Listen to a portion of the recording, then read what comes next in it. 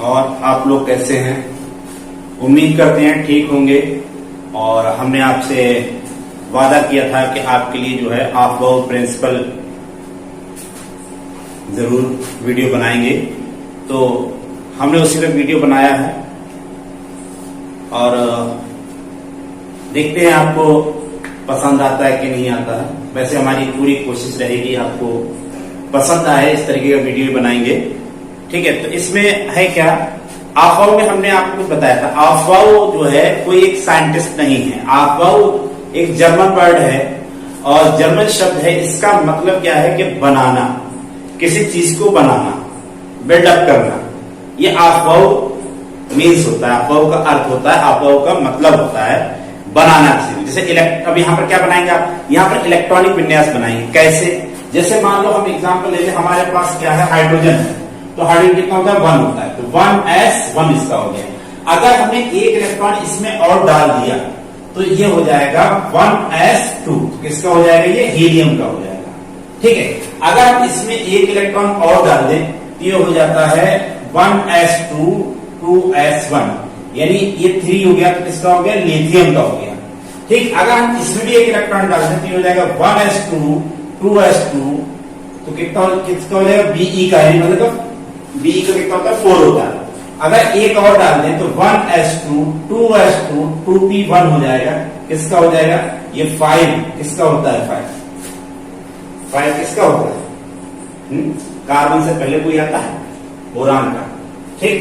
उसके बाद फिर 1 एक और डाल दें, इसमें एक और इलेक्ट्रॉन डाले तो क्या हो जाएगा, 1s2 2s2 2p2, यानी कि 6, किसका हो गया, कार्बन का।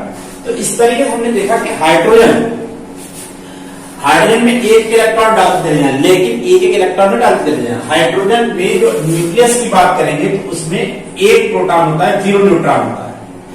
इसमें क्या करना पड़ेगा आपको, हीलियम के लिए इसमें 2 प्रोटॉन करना पड़ेंगे, 2 न्यूट्रॉन करना पड़ेंगे और तब 2 इलेक्ट्रॉन यहां पर लेना पड़ेंगे। यानी आपको उसके न्यूक्लियस में भी पॉजिटिव चार्ज और न्यूट्रॉन्स बढ़ाने होंगे।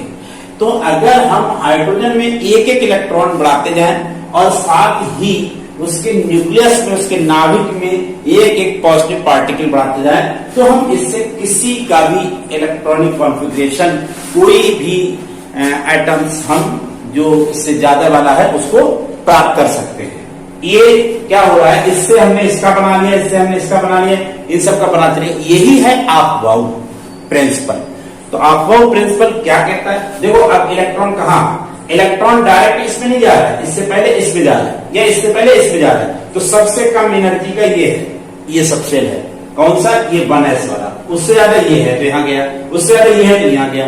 तो जिस इन्होंने ये कहा था, देखो इस लॉ के अनुसार, इस नियम के अनुसार, अकॉर्डिंग टू दिस प्रिंसिपल, क्या होता है कि लोएस्ट एनर्जी लेवल में इलेक्ट्रॉन सबसे पहले जाता है।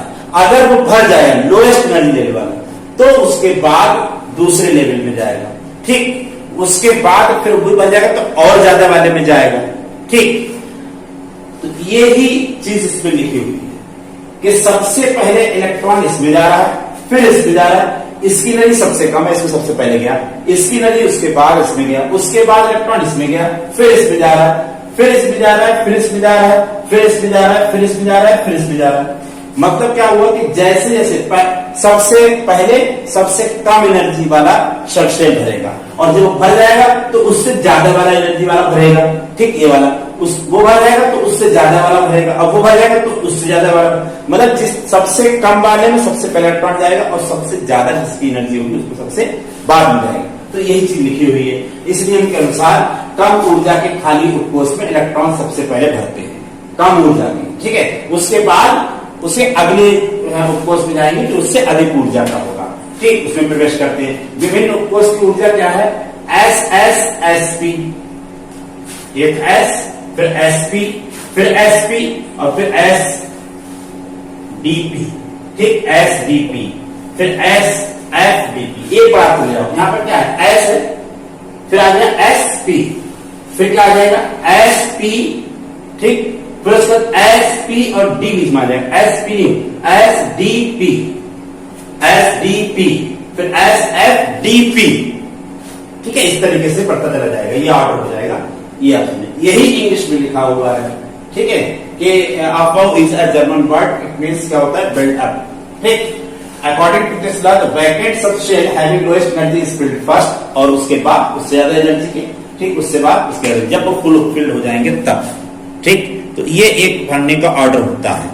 तो ये अफवाह प्रिंसिपल हो गया, ये हमने बता दिया कि ये आप अपनी तरफ से लिख सकते हैं कि अगर मान लो हम इसमें क्या करें कि इस नियम के अनुसार हाइड्रोजन में एक इलेक्ट्रॉन बढ़ाते जाएं और साथ ही उसके नाभिक में भी एक एक धनावेश बढ़ाते जाएं, तो किसी भी तत्व का हम इलेक्ट्रॉनिक विन्यास प्राप्त कर सकते हैं। किसी भी तत्व का मतलब क्या कहते हैं उसको, हाँ यही लिख देना, किसी भी तत्व का इलेक्ट्रॉनिक विन्यास बना सकते हैं, सिंपल भाषा है ये। ठीक है, तो अगर हाइड्रोजन में हम एक इलेक्ट्रॉन डालते जाएं और उसके नाभिक में एक इलेक्ट्रॉन डालते हैं तो किसी का भी हम इलेक्ट्रॉनिक विन्यास प्राप्त कर सकते हैं। ठीक, हाइड्रोजन के इलेक्ट्रॉनिक कॉन्फ़िगरेशन में 1 इलेक्ट्रॉन ऐड करते चले जाएं और इसके न्यूक्लियस में 1 पॉजिटिव पार्टिकल डालते चले जाएं तो हम किसी भी एलिमेंट का इलेक्ट्रॉनिक कॉन्फ़िगरेशन बना सकते हैं। ये अफवाह प्रिंसिपल है। ठीक है, ये आपको लिखना है, लिख लीजिएगा।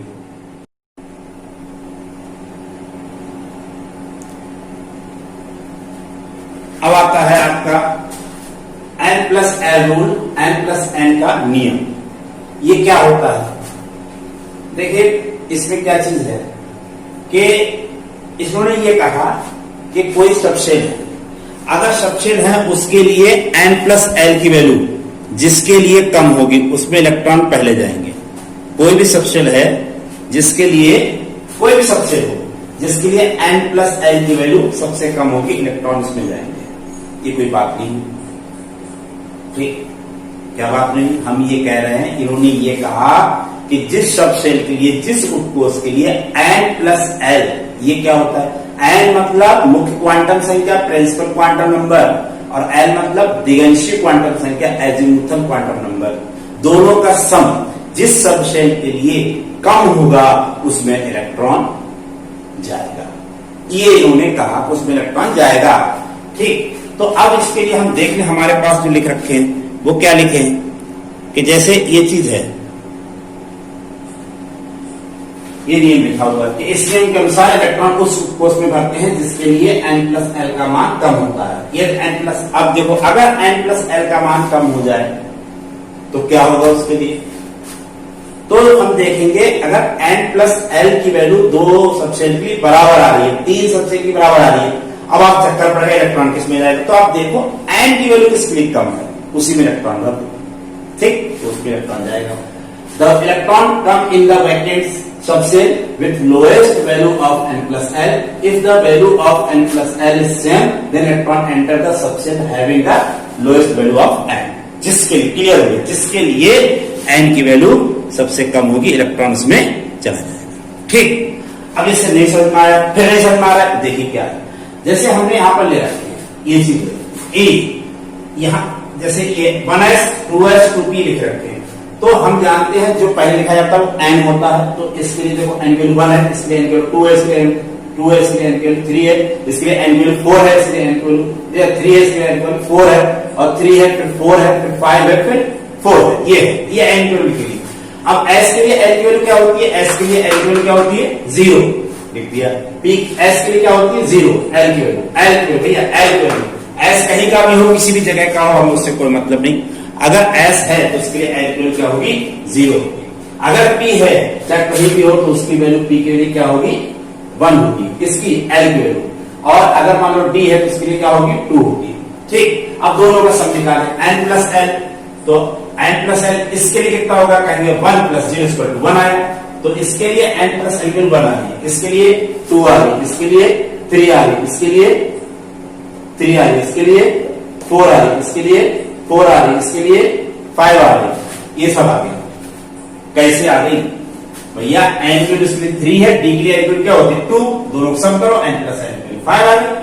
अब इसके लिए भी N+L की वैल्यू 5 है, इसके लिए भी N+5 है, इसके लिए भी 5 है, इन तीनों के लिए N+L की वैल्यू कितनी आ रही है, 5 5 5। अब इलेक्ट्रॉन कहां जाएगा, तो आप ये देखिए कि n की वैल्यू किसके लिए कम है, तो इसके लिए n की वैल्यू कितनी है, 3, इसके लिए n की वैल्यू कितनी है, 4, इसके लिए n की वैल्यू कितनी है, 5, तो इलेक्ट्रॉन सबसे पहले इसमें जाएगा। फिर इसमें जाएगा, फिर इसमें जाएगा। मतलब अगर n प्लस एल सेम है तो हम ये देखेंगे किसके लिए n की वैल्यू कम है, इलेक्ट्रॉन सबसे पहले उसी में जाएगा। ठीक, तो ये n प्लस एल रूल हो गया।